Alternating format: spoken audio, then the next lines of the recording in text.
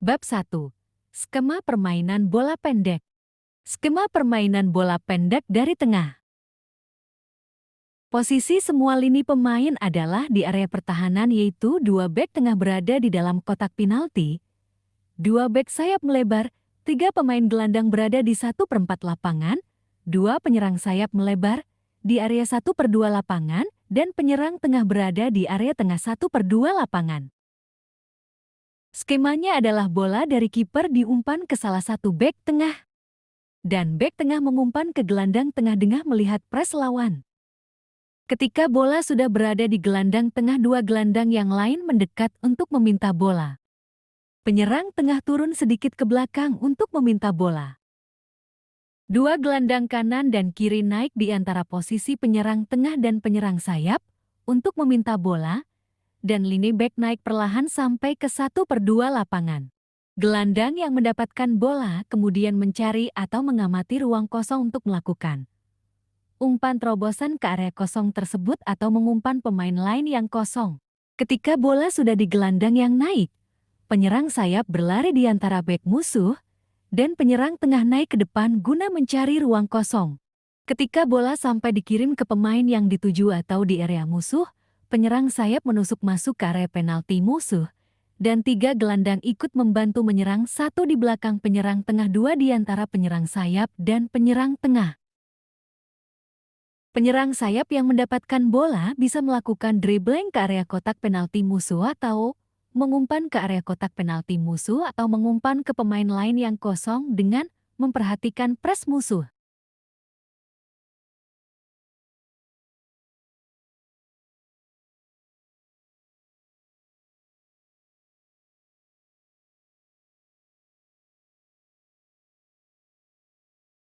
Skema permainan bola pendek dari samping. Posisi pemain sama seperti skema permainan bola pendek dari tengah. Bola dari kiper diumpan ke salah satu bek tengah. Setelah itu bola diumpan ke bek sayap dengan memperhatikan pres lawan. Setelah bola di bek sayap, penyerang sayap turun sedikit untuk meminta bola. Gelandang yang dekat dengan bola juga ikut turun menjemput bola untuk menciptakan opsi umpan apabila penyerang sayap dipres lawan. Setelah bola sampai di penyerang sayap, lini gelandang naik mencari ruang untuk meminta bola. Setelah bola di gelandang, penyerang tengah bergeser ke sisi sayap untuk meminta bola. Diikuti lini gelandang untuk naik sejajar dengan garis bola. Setelah penyerang tengah menerima bola, penyerang sayap bersiap lari melebar untuk meminta bola. Kemudian penyerang tengah bisa melakukan umpan terobosan ke penyerang sayap, yang lari dengan memperhatikan pres lawan. Apabila tidak memungkinkan, penyerang tengah bisa melakukan umpan ke pemain lain yang kosong guna menciptakan ruang lagi atau mengubah skema serangan dari tengah.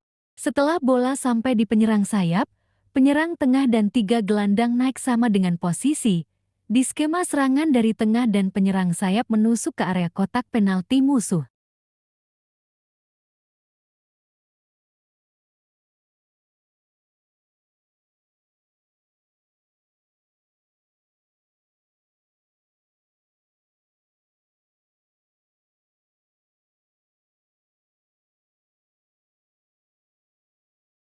Bab 2. Skema pertahanan.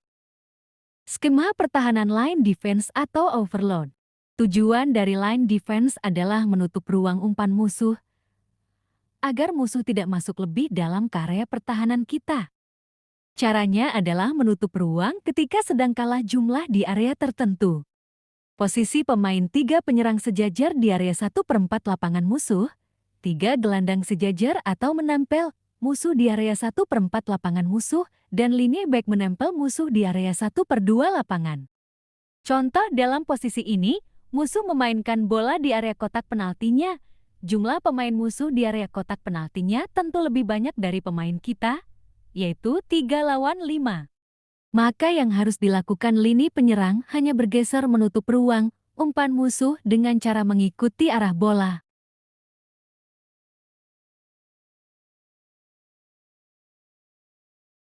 Apabila bola lolos dari area kotak penalti musuh ke area 1/4 lapangan musuh, maka dua penyerang mundur menutup ruang di area 1/4 lapangan musuh dan satu penyerang menutup ruang umpan ke pemain belakang musuh. Di posisi ruang ini musuh kalah jumlah yaitu 5 lawan 3, maka satu pemain yang dekat dengan bola melakukan pres ke lawan yang memegang bola. Jika bola lolos ke area 1/2 lapangan musuh lakukan hal yang sama seperti ketika bola berada di area 1/4 lapangan musuh dan diikuti lini penyerang yang turun untuk menutup ruang umpan atau menempel musuh di area 1/2 lapangan. Di posisi 1/2 lapangan ini, lini back bisa melakukan jebakan offside. Apabila jebakan offside gagal, maka terus lakukan line defense sampai mendapatkan bola. Dan pada posisi ini, lini gelandang wajib membantu back menutup ruang atau menekan musuh. Pada pola pertahanan line defense ini yang perlu diperhatikan pertama adalah back tidak boleh ikut press lawan. Back hanya digunakan ketika keadaan darurat saja. Yang kedua, pemain wajib berada di depan garis bola dan terakhir saat akan melakukan pres ke musuh ketika menang jumlah pemain di area tertentu saja. Ketika sudah mendapatkan bola, lakukanlah serangan dengan skema bola-bola pendek baik dari tengah atau samping lapangan seperti pada bab 1 dengan memperhatikan pres lawan.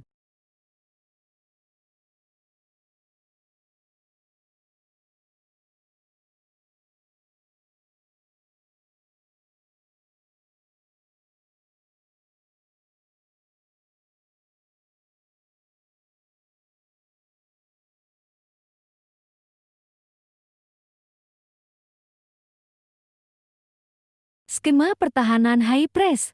Tujuan high press adalah menekan musuh sejak dini di wilayahnya agar tidak menguasai bola terlalu lama dan memaksa musuh melakukan kesalahan. Caranya menekan secara langsung ketika musuh memegang bola dan pemain yang lain menempel ketat satu-satu pemain lawan. Posisi pemain sama dengan posisi skema pertahanan line defense.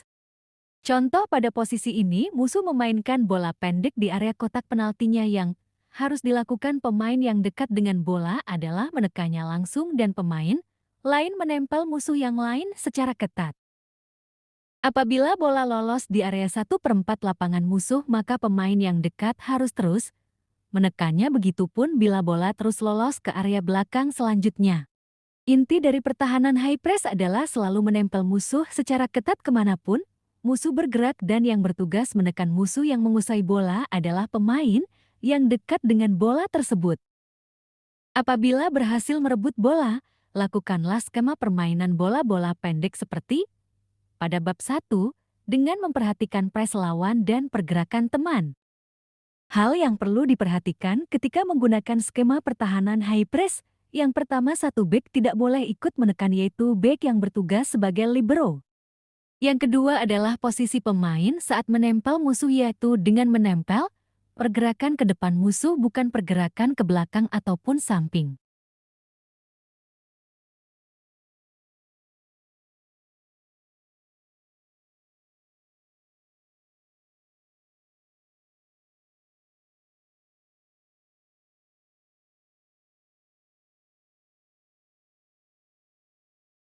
Bab 3.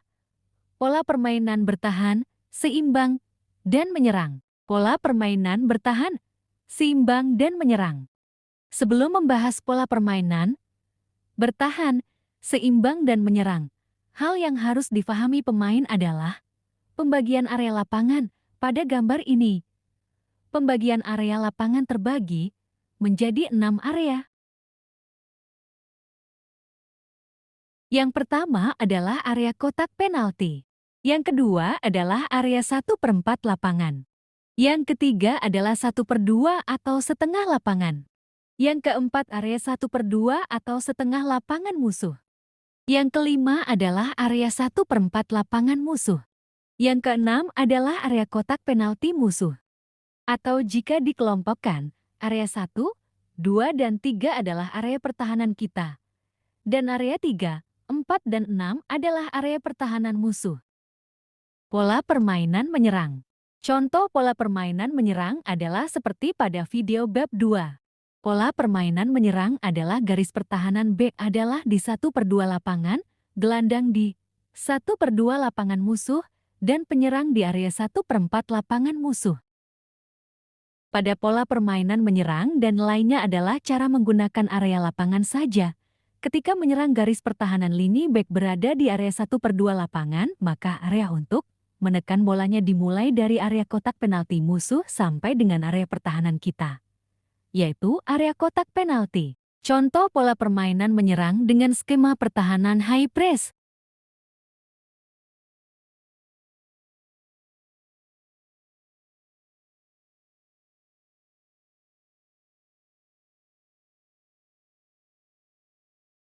Contoh pola permainan menyerang dengan skema pertahanan line defense bisa dilihat pada video bab 2. Pola permainan seimbang. Pola permainan seimbang adalah garis pertahanan bek berada di area 1/4 lapangan dan area untuk memulai menekan bola berada di 1/4 lapangan musuh. Apabila bola atau pemain musuh yang memegang bola belum sampai pada area 1/4 lapangan musuh atau bola masih berada di kotak penalti musuh, pemain tidak perlu menekannya. Yang perlu dilakukan pemain hanya menunggu bola pada area 1/4 lapangan musuh dan pemain bergerak sambil menutup ruang umpan musuh. Apabila bola sampai di area 1/4 lapangan musuh, maka pemain bisa langsung menekannya dengan memperhatikan skema pertahanan yang dipakai baik high press ataupun line defense.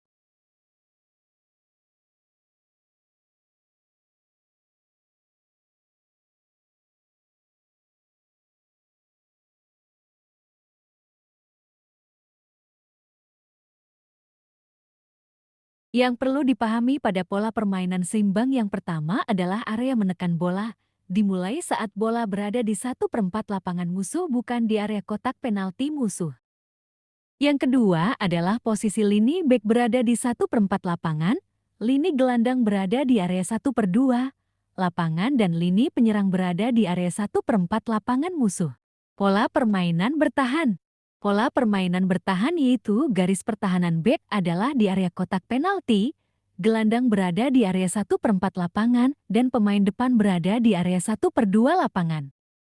Pada pola permainan bertahan ini, area menekan dimulai dari area 1/2 lapangan sampai dengan area kotak penalti atau area pertahanan kita. Apabila musuh bermain pada area penalti musuh sampai dengan area 1/2 lapangan musuh atau area pertahanan musuh, tugas para pemain hanya menunggu saja di area pertahanan dan sambil menutup ruang umpan atau membayangi musuh.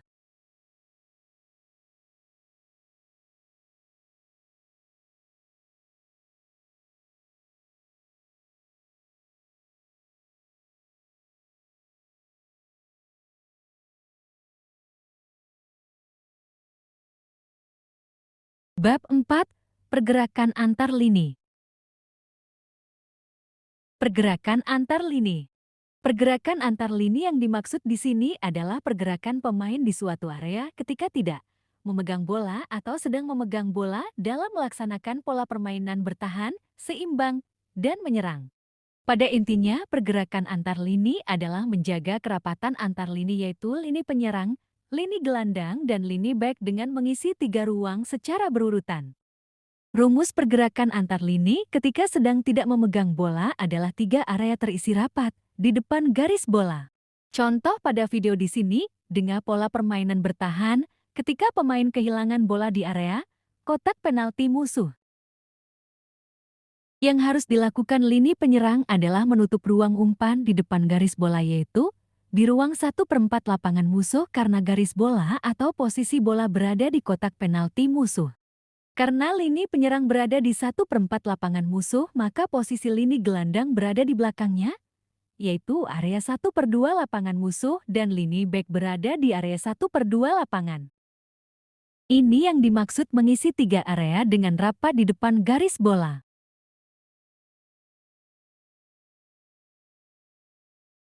Apabila bola lolos ke area 1/4 lapangan musuh, maka lini penyerang, gelandang, dan bek mundur 1 area di belakangnya dengan memperhatikan pergerakan musuh yang ingin masuk ke area pertahanan kita.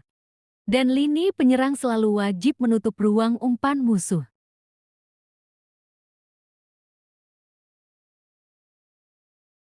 Ketika bola lolos ke area 1/2 lapangan musuh, maka semua lini mundur 1 area lagi ke belakang.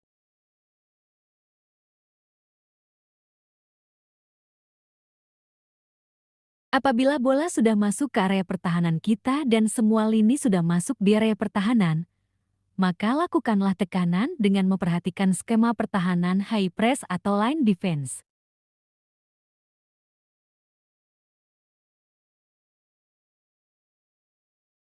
Ketika bola sudah berhasil direbut, maka lakukanlah skema umpan-umpan pendek seperti video bab 1 dengan memperhatikan press lawan. Dan pergerakan antar lini ketika menguasai bola adalah lini back terus menggiring lini di depannya sampai ke area 1/2 lapangan untuk maju dan mencari ruang kosong. Di sini, lini back tetap berada di 1/2 lapangan untuk menjaga area pertahanan. Bab 5. Jarak antar lini. Jarak antar lini. Jarak antara lini yang dimaksud di sini adalah patokan jarak area antara pemain atau formasi pemain ketika sedang memegang bola mati, baik itu tendangan gawang, lemparan, dan tendangan bebas. Idealnya jarak pemain ini harus dijaga agar tetap rapat untuk menciptakan efektivitas dalam mengontrol permainan dan meminimalkan celah yang bisa dimanfaatkan lawan ketika kehilangan bola atau kehilangan momentum serangan dan pertahanan. Manfaat jarak antar lini yang rapat adalah mengontrol permainan dengan membatasi ruang gerak musuh dan mempermudah merebut bola ketika kehilangan bola dan transisi permainan cepat yaitu memungkinkan umpan-umpan pendek. Jarak antar lini lemparan ke dalam. Pertama, lemparan ke dalam area kotak penalti. Perhatikan jarak pada gambar ini. Ketika mendapatkan lemparan di area kotak penalti, formasinya adalah 3-4-2 yaitu 3 bek berada di area kotak penalti, 3 gelandang dan 1 penyerang sayap di area 1/4 lapangan dan 2 penyerang yang lain di area 1/2 lapangan dengan 3 orang yang bertugas mendekat pada bola.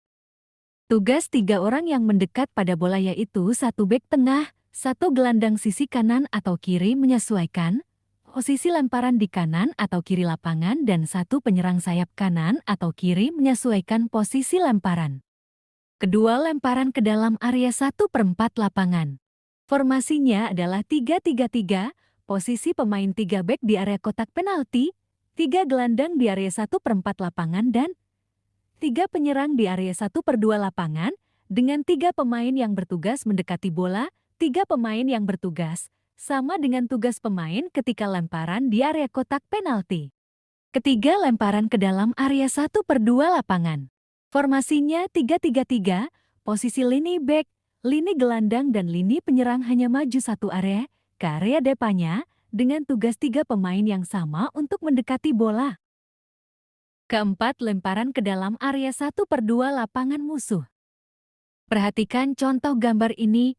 Adanya perubahan 3 orang yang bertugas mendekati bola, yaitu 1 bek sayap, 1 gelandang tengah dan 1 penyerang sayap, dengan rotasi pemain 1 bek naik, mengisi area gelandang tengah dengan formasi 3-3-3. Kelima, lemparan ke dalam area 1/4 lapangan musuh. Formasi pemain, tugas 3 pemain yang mendekati bola dan rotasi pemain sama dengan lemparan sebelumnya. 2 lini naik ke 1 area depan yaitu lini gelandang dan penyerang hanya saja lini bek tetap berada di posisi area 1/2 lapangan. Keenam, lemparan ke dalam area kotak penalti musuh. Pada lemparan ini adanya perubahan lagi dengan formasi 3-1-2-3 yaitu 3 bek tetap berada di area 1/2 lapangan, 1 bek yang maju mengisi area gelandang tengah di area 1/2 lapangan musuh, 2 gelandang di area 1/4 lapangan musuh, dan 3 penyerang berada di area kotak penalti musuh. Dengan 3 tugas pemain yang mendekat, yaitu 1 gelandang tengah, 1 penyerang tengah, dan 1 penyerang sayap. Kesimpulan dari jarak antar lini lemparan ke dalam adalah mengisi setiap 3 area lapangan secara rapat ketika lemparan bola di area pertahanan kita dan mengisi 4 area di area pertahanan musuh ketika lemparan ke dalam di area pertahanan musuh dengan 3 tugas pemain yang mendekat dengan bola, yang bertujuan untuk menciptakan kerapatan antar lini dan pemain. Jarak antar lini tendangan gawang. Jarak antar lini tendangan gawang yaitu lini bek di area kotak penalti dengan 2 sayap bek yang melebar dan 2 bek tengah, berada di kanan dan kiri kiper, 3 gelandang di area 1/4 lapangan dan 3 penyerang di area 1/2 lapangan dengan 2 penyerang sayap yang melebar. Pada intinya menciptakan 3 opsi umpan dengan 3 tugas pemain yang mendekat adalah tugas dari pemain yang berada dekat dengan bola. Jarak antar lini tendangan bebas. Pada contoh gambar ini yaitu tendangan bebas di area kotak penalti polanya sama dengan tendangan gawang. Dengan tugas 3 pemain yang dekat dengan bola mendekat, tujuannya adalah mempermudah melakukan umpan pendek dan memancing musuh untuk keluar dari areanya. Apabila pres lawan terlalu tinggi, maka lakukan umpan lambung ke area yang memungkinkan. Pada tendangan bebas di area pinggir lapangan ini terjadi perubahan formasi yaitu 4-4-2 karena penyerang sayap yang turun untuk meminta bola.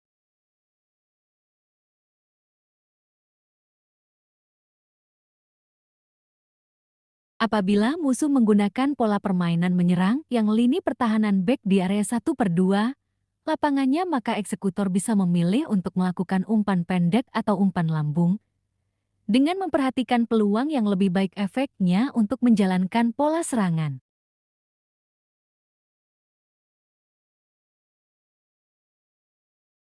Apabila tendangan bebas di area 1/2 lapangan musuh dan musuh menggunakan pola permainan bertahan, maka lakukanlah umpan pendek dengan 3 pemain yang mendekat.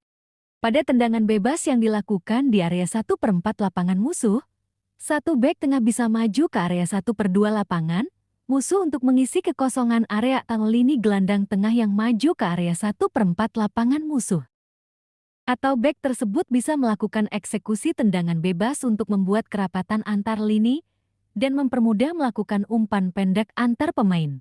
Pada tendangan bebas di 1/4 lapangan, eksekutor bisa melakukan tendangan ke arah gawang dengan memperhatikan lini bertahan yaitu 3 bek di area 1/2 lapangan dan 1 bek yang maju menggantikan.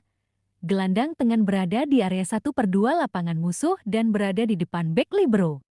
Pada tendangan bebas di area pinggir lapangan yang berada di area 1/4 lapangan musuh, eksekutor bisa melakukan umpan lambung atau tendangan langsung ke gawang.